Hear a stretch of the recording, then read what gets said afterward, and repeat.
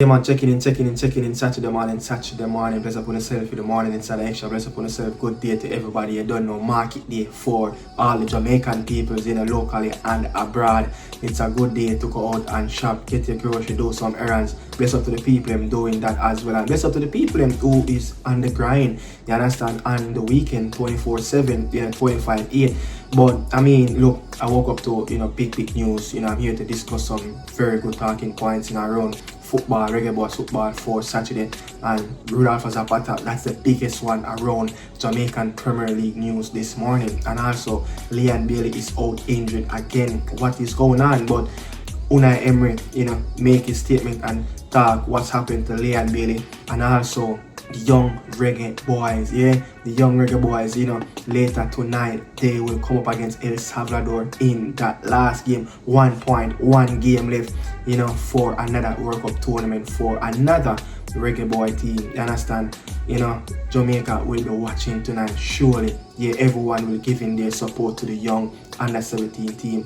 And also, we will be right back after this clip and then jump right into the video. Şimdi köşe vuruşu kullanıldı. Marta yaptı ortasını, kale alanına bir kafa, top ağlara gitti. Plummer'ın kaydettiği gol. Plummer'da top ağlara gönderdi ve skoru 4-0'a getirdi. 3. golün asistini yapmıştı Plummer. Burada da topu ağlara gönderdi ve skor. Oyun yeniden başlayacak. Konya.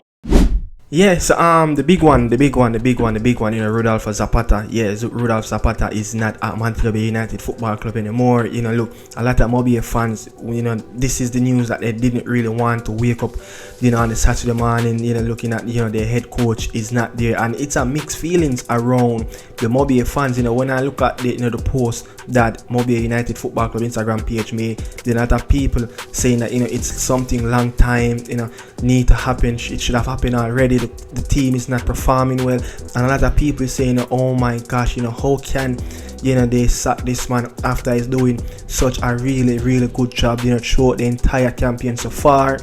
What I'm hearing, within the club, people that work within the club, saying that, look, the owner, U17, and if I'm pronouncing his name correctly, and Zapata, they haven't seen eye to eye and a lot of stuff, stuff that happened in the past. The bigger heads of Mobay, they are not happy with Mobay in big games as well. And look, this is why they part ways, and this is why Montego Bay United Football Club has fired Rudolph Zapata. And this is coming from someone inside of the club that they part ways with the manager, and they sack him. Yes, I mean, look, this is a brutal one. This is very brutal. Coming from Mobay. Look, the ambition of what this club really want to go forward with. Look, they're still in the mix of everything. They're still in the mix of trying to qualify for, the CFU Club Championship tournament that's coming up also as well, later this summer. So you would looking at it, but a lot of things, happen, in the past, and they are just not happy, especially with some big games and how Mobay perform in some big games, and they decide to part ways. But I'm going to get into some stats. I'm going to get into some stuff with even the past manager Nicardo dos Santos, the Brazilian. So from a Brazilian to an Argentinian, what's next for Montego Bay Football Club? What's next? Who will be the next coach? And I'm saying this coach have set a very good standard within the club, especially I'm talking about the results.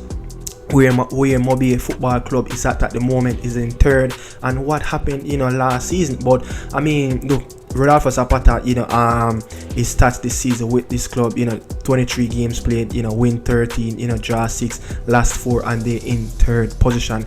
But crucially at home, they have only lost 1 game at home this season. They played 10 games, they won 7 games, they draw 2 games and they lost 1, but versus Big 6 this season, Mobay United versus Big Six.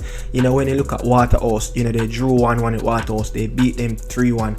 You know, versus Mount Pleasant, they get demolished, you know, in Senton 3-0. You know, versus Arnett Garden, they beat Arnett Garden in Mobay and lost in the jungle. They drew 0-0 twice versus Portmore United. They drew 1-1 with Cavalier Football Club, you know, twice this season. So when you look at it, you know, they have only won a few games. And look, against Big Six, they have conceded 8 goals, scored 7, and also 3 clean sheets. You know, so things haven't been so smoothly, you know, but I mean, they have, you know, Brian Brown, they have Choppy, and that's 20 goals for both strikers, and that's over 50% of the goals that Mobay have scored this season. You know, I mean, you know, they have scored 37 goals, you know, and let's get into it. You know, last year at this stage when Mobay was in that campaign with the Brazilian coach Nicardo dos Santos, yeah, they were in 7th position and 34 points. Yeah, now they're in 3rd on 45 points. That's roughly around 9 points better than last season, and you know, that's like 4th spot, you know, further up in the table. And you know, when you look at it, you know, they have scored 30 goals last season at this point, you know, at the mark of match day 23.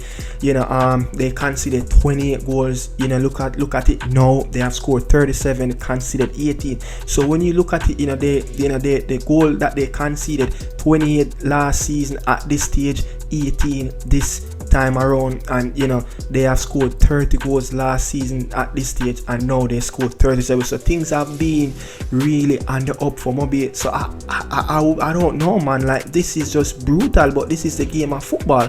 This is why we love this game so much, because it's just unpredictable, you know. And if you look at Nicardo dos Santos, you know, Nicardo dos Santos, you know, he finished the season, you know, in 7th. Yeah, he was on 43 points. You know, I think 3 teams finished on 43 points, you know, in that 6, 7, and 8. I think it was Waterhouse, Dumbo Olin, and Mobay finishing 7. You know, so when you look at it, man, you know, where, you know, the Argentinian came through the door and make a big difference. You know, a lot of money I've spent in terms of salary, transfers, so many Trinidad players. Now they have like 2 Brazilian players in the squad. So, you know, expect, you know, the club should be probably performing a lot more better on the pitch, but the results are there. Yeah, the results are there. Even wasn't for Mount Pleasant, you know, really good run of farm in the 12 games on the bounce, winning all those 12 games. You know, Mobay would have been right up there, probably like just a few points from the first place, but you know, they're just few points behind Arnett Garden, and you know, Mount Pleasant is right there. But I don't know, man, how unheard what happened for this to transpire for Rodolfo Zapata to lose his job. But look at it, man, very good squad. You know, Brian Brown probably still out, you know, Choppy, Demara Phillips, Lucas, you know, they have goals, you know, El Capitano, Owen Garden. So the next manager will be under so much pressure, yeah, to deliver in the last 13 games left back in the regular season, you know. So they will expect to keep this team in the top 2, yeah, going into the playoff run. And let's see what Mobay will come up with, who will be the next manager in the trump card. Moving on, you know, Leon Bailey, Unai Emery have made a statement on Leon Bailey, and this is what Unai Emery have to say on Leon Bailey.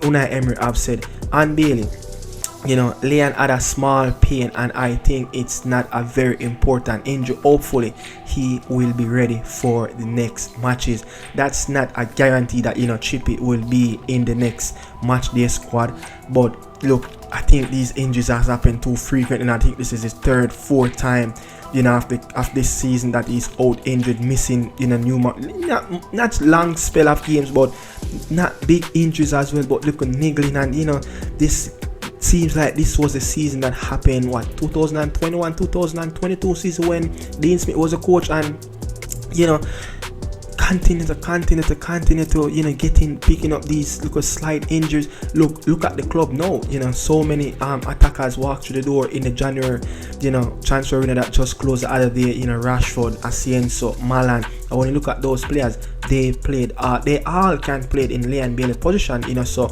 Leon Bailey going to have to pick up things, and you know, hopefully he can stay fit for the rest of the season. But I mean, don't want to see Leon Bailey getting these little small injuries time and time after again. You want to see more consistent. You want him to play 50 plus games as what happened last season. Yeah, and Aston Villa fans, they are getting fed up with Leon Bailey at this moment. Yeah, they are getting really fed up with him. A lot of fans are voicing their concern that look, it's just time for him to go. He's falling over on the pitch too easily. He's blaming Hinge why he just cannot get going. But you don't know, Reggae Boy International, hopefully things can start out with him at Villa Park. But I mean, look, leave the best for the last. Young Reggae Boys under 17 team. Look, it's such a fantastic feeling. Yeah, score 13, they score 10 goals. So you're looking at it, man, like we haven't, managed to keep a clean sheet, but they managed to keep a clean sheet in their last 2 games. It's going to be tough because when I look at this, El Salvador team, things, man, but hopefully the youths them can stay, calm. Hopefully, Mr. Altiman Butler can get the best out of these players. I can't just one more hurdle. I mean, when I really look at it, man, I can feel a little bit of goosebumps because I remember when the last time, this team qualified, for the Under 17 World Cup in Mexico. I was amongst the preliminary, squads that, Wendell Downswell and coaching staff were looking at. And, I didn't really make it into the last sets of, the big squads that, managed to get into the World Cup qualifier. But I was right there, so, and I was having, a little bit of, goosebumps, like, is this really happening? Like, you're getting picked for preliminary squads, training camp for the Under 17, the build up for, the World Cup campaign, the qualifiers that kept, that played in Mobay at that time. Big up to Jason Wright that led, the team to, that Under 17 triumph over so many difficult teams, tough teams in that tournament.